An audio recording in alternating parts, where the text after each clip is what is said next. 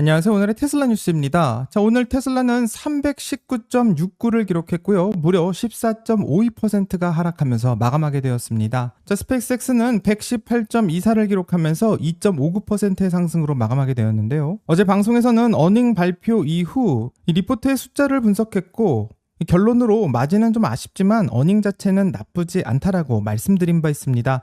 자, 그 당시 때 시간 외 반응은 마이너스 3% 정도를 기록하고 있었는데 그 다음날 장이 시작하고는 마이너스 14%까지 하락의 폭이 훨씬 더 커진 상황입니다. 자, 오늘은 숫자의 재탕이 아닌 어제 나온 어닝콜에 관련된 Q&A를 분석해 보려고 하고요. 왜 하루 만에 반응이 4배 넘게 커지고 있는지 그 이유를 끝까지 한번 파헤쳐 보도록 하겠습니다. 자, 끝까지 함께 해주시길 바라고요. 그럼 출발할게요.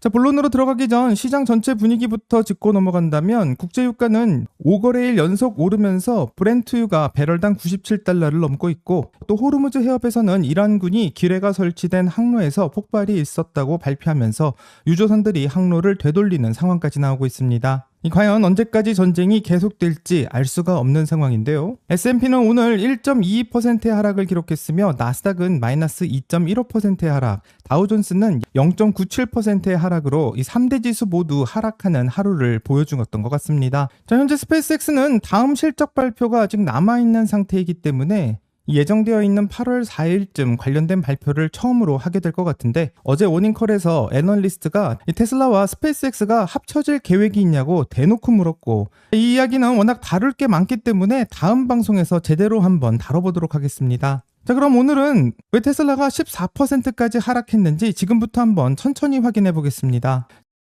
자, 우선 테슬라 2분기 실적부터 정확한 숫자로 다시 한번 짚어보면요. 매출은 282.4억 달러로 사상 최고치를 찍은 것이 사실입니다. 테슬라의 2분기 매출은 전년 동기 대비 25.5%가 늘었고 시장이 예상했던 257억에서 267억 달러의 구간을 훨씬 웃도는 수치를 발표했는데요. 인도량 역시 48만 126대로 25% 이상 늘면서 시장의 예상치를 크게 웃돌게 되었습니다.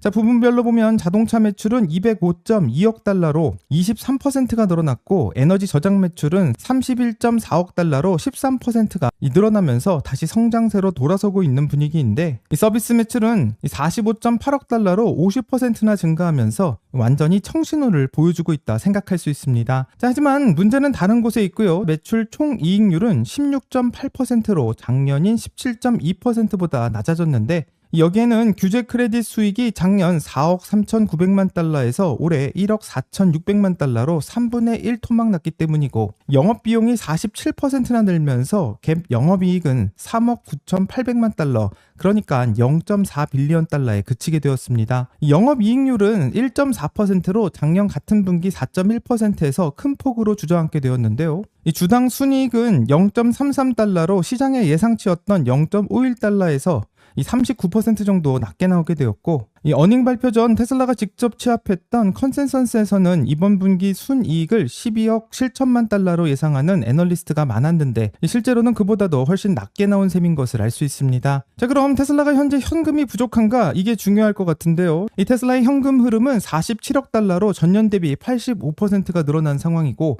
분기 말 기준 보유 현금과 단기 투자금은 435억 달러에 달하는 상황입니다. 자, 한마디로 테슬라의 곳간 자체가 비어있지 않다는 뜻으로 해석할 수 있는데 그럼 왜 이렇게 걱정을 하는지 궁금할 수밖에 없습니다. 이 테슬라의 잉여 현금 흐름인 FCF는 이 마이너스 10억 9천만 달러를 기록하고 있는데 잉여 현금 흐름이 직전 분기였던 1분기에서는 이 플러스 14억 4천만 달러를 기록했지만 한 분기 만에 반전된 것을 볼 수 있습니다. 자, 그 이유는 이 자본 지출과 카펙스가 57억 9천만 달러로 전년 대비 142%나 늘어났기 때문인데 이 시장이 걱정했었던 마이너스 32억 5천만 달러보다는 적자폭이 훨씬 더 작은 수치이긴 하지만 이 무시할 수는 없는 수치라고 생각합니다. 자, 이번 테슬라의 2분기 어닝을 한번 확인해 본다면 쉽게 말해서 차는 예상보다 많이 팔았고 돈도 예상보다 많이 들어왔지만 이 테슬라가 쓴 돈이 훨씬 더 많이 늘어났기 때문에 이 남는 게 확 줄었다라고 정리할 수 있을 것 같은데 매출은 사상 최고였지만 이익은 이 줄어들었다라는 것을 확인할 수 있는 지표라고 생각합니다. 자, 어제 오늘의 테슬라 뉴스에서는 이런 숫자들을 보고 매출도 잘 나왔고 FSD 구독자 증가율도 좋기 때문에 나쁘지 않은 어닝이었다라고 정리한 바가 있는데요.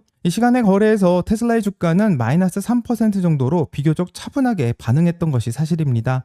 자, 하지만 정규장이 열리면서 완전히 다른 그림이 펼쳐졌고요. 이 프리마켓에서는 마이너스 5에서 6%까지 떨어지더니 장중 한때 13에서 14%까지 밀렸고 결국 319.67달러 마이너스 14.53%의 하락을 기록하면서 이 하루 이틀 사이에 반응의 강도가 4배 이상 커진 것을 볼 수 있었습니다. 자, 테슬라의 최근 어닝 발표 5번의 평균 주가 반응은 마이너스 1.59% 정도였었는데 한마디로 오늘 낙폭은 그 평균의 10배에 가까운 것을 볼 수 있고 그만큼 이번 반응이 이례적으로 크다는 뜻이고 현재 2분기 결과를 놓고 월가에서도 상당히 의견이 분분히 갈리는 것을 볼 수 있는 상황입니다. 이 숫자만 놓고 보면 좀 이해가 잘 안 갈 수도 있지만 이 월가의 진짜 반응은 이 표면적인 숫자들이 아니라 그 뒤에 숨어 있는 다른 이야기 때문이라고 말하고 있는데요. 그럼 일론 머스크가 어닝콜에서 어떤 이야기를 했는지 이 월가가 걱정하는 부분에 대해서 지금부터 한번 확인해 보겠습니다.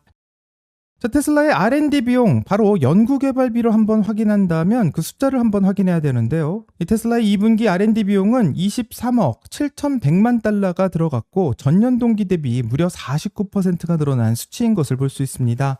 자, 매출의 증가율이 25.5%였던 것을 생각한다면 R&D는 그 2배의 속도로 늘어나고 있는 셈인데 여기에 2025년 CEO 보상 패키지와 연관된 주식 보상 비용 그리고 일반 관리비까지 합치면서 영업비용 전체가 47% 늘어난 43억 5,300만 달러를 기록하게 되었습니다. 자, 어닝콜에서 일론 머스크가 그 답을 직접 설명하고 있는데요. 이 전기차는 문이나 유리창처럼 기존의 자동차 부품의 공급망을 그대로 가져다 쓸 수 있었지만 로봇은 그렇지 않다라는 취지의 발언을 했는데요. 한마디로 테슬라가 만들고 있는 옵티머스를 만들 때 활용할 수 있는 공급망 자체가 없다라는 게 핵심으로 볼 수 있습니다. 실제로 옵티머스는 약 1만 개 정도 되는 고유한 부품으로 이루어지는 로봇이고 이 테슬라의 공급망 담당을 하고 있는 부사장은 어닝콜에서 좋은 외부 파트너를 못 찾는 경우에는 테슬라가 부품을 자체 생산으로 하고 있다라고 설명하고 있습니다.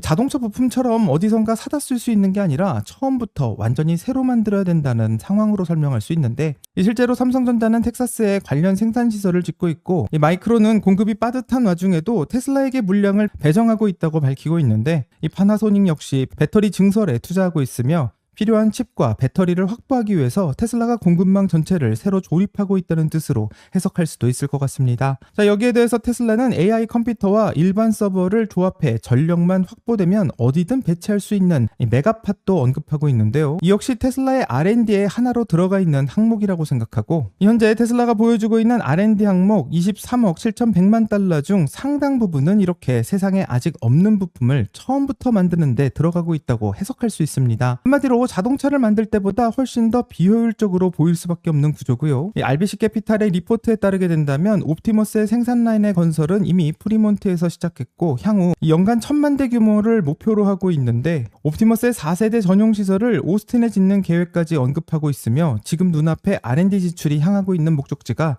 이번 분기의 생산 대수가 아닌 훨씬 더 큰 규모의 미래를 준비하고 있다는 뜻으로 해석할 수 있습니다. 자, 테슬라의 이런 R&D 비용이 들어가는 곳은 로봇 부품뿐만이 아니라 테슬라는 올해 상반기에만 텍사스 현재 AI 학습용 컴퓨팅 클러스터를 만들고 있고 이 코텍스2의 용량을 현재 2배로 늘렸다라고 밝히며 이 배터리 원료의 정제와 리튬의 정제 뿐만 아니라 4680 배터리의 양산까지 동시에 진행 중입니다. 즉 R&D 증가분이 로봇 하나에만 들어가는 게 아니라 AI 컴퓨팅과 배터리 원료까지 여러 갈래로 동시에 뻗어나가고 있는 것을 볼 수 있는데요. 여기에 대해 일론 머스크는 옵티머스의 손이 피아노를 치거나 바늘에 실을 꿰 수 있을 정도로 사람의 손과 비슷한 수준의 정교함을 갖추는 게 목표라고 말하면서 기존에 팔리던 모터나 액추에이터 센서 중에는 이 정도의 정교함을 낼 수 있는 부품이 하나도 없기 때문에 이 테슬라는 물리학의 원리로부터 다시 설계해야 했다고 말하며 필요한 AI의 칩을 확보하려면 메모리와 로직, 패키징까지 전부 새로 풀어야 하는 숙제를 안고 있다고 설명하기도 했습니다. 한마디로 로봇을 만드는데 자동차 부품 하나 사오는 것과는 완전히 다른 난이도라는 것을 설명하고 있는데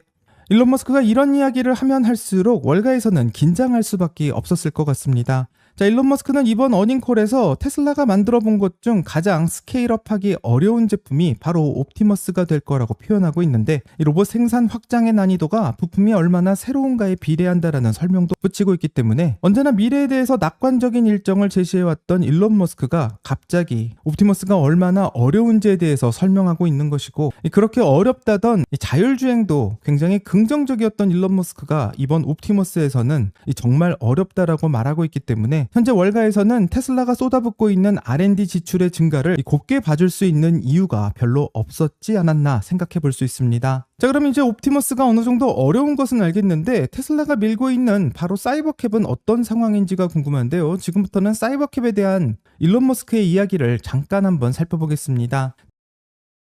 자, 사이버캡 이야기로 넘어가면 이번 분기 기가 텍사스에서 사이버캡의 생산이 시작됐다고 말하고 있고, 주주 자료에서도 나온 이미지를 보면 연간 생산 능력은 12만 5천 대 이상이라고 명시되고 있는 것을 볼 수 있습니다. 자, 1년이 52주기 때문에 한 주로 환산하면 약 2,400대 정도를 생산할 수 있는 규모라는 것을 알 수 있는데, 이 직전 분기 자료에서는 아예 숫자가 없었다라는 것을 생각해 본다면 무려 3개월 사이에 구체적인 설비의 규모가 공개된 것을 확인할 수 있습니다. 하지만 한 가지 짚고 넘어가야 될 것은 12만 5천 대는 실제 생산량은 아직 아니고요. 실제 생산 속도는 배터리 팩의 공급과 부품의 제약, 설비의 가동률과 규제 문제까지 여러 문제가 겹쳐 있기 때문에 1년에 12만 5천 대를 만들 수 있는 설비를 갖춘 것은 확실하지만 실제로 몇 대를 만드는 것은 전혀 모르는 상황이고, 여기에 배터리 공급이 병목이라도 걸리게 된다면 실제 출하 물량은 적을 수도 있기 때문에 테슬라에서 발표하는 숫자를 확인해 봐야 되는 상황입니다. 자, 이게 왜 중요하냐면 테슬라는 이미 자본 지출로 57억 9천만 달러를 쓰고 있는데 그 돈이 실제로 얼마나 생산으로 이어지는지는 아직 증명되지가 않은 상태이고, 이 월가에서는 이미 돈은 나갔지만 언제쯤 서비스가 출시될지를 이야기하지 않는 상황이기 때문에 여기에도 월가의 걱정이 들어가 있지는 않나 생각해 볼 수 있습니다.